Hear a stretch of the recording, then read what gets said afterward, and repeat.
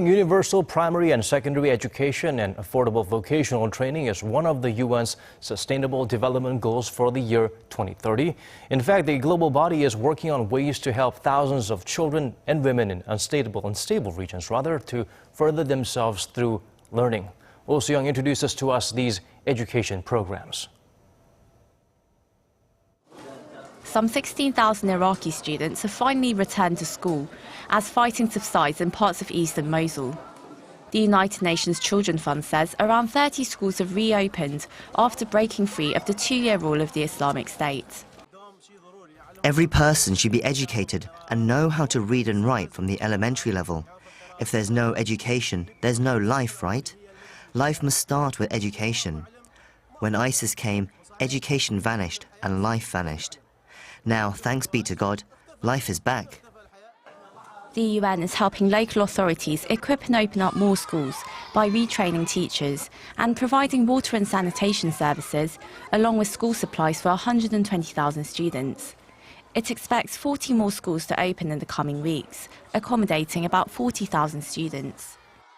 Ensuring free and equal access to education, especially for children, young people and women, is one of the UN's 17 global goals, which aim to defeat poverty and attain sustainable development in the world. This includes increasing the number of young people and adults involved in technical and vocational programs to help them gain socio-economic opportunities and develop self-reliance.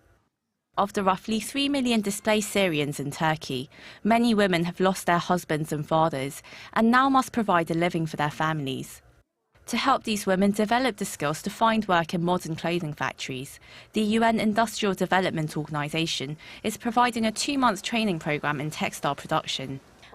When my husband died, I felt like everything had come to an end and all the doors had closed in my face. There was no hope.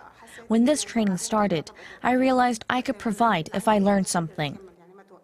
So far, more than 500 women have received training certificates issued by the Turkish government, which permit them to work in one of Turkey's 50,000 textile factories.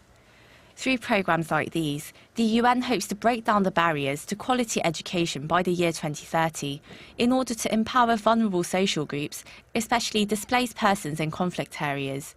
Soo-young, Arirang News.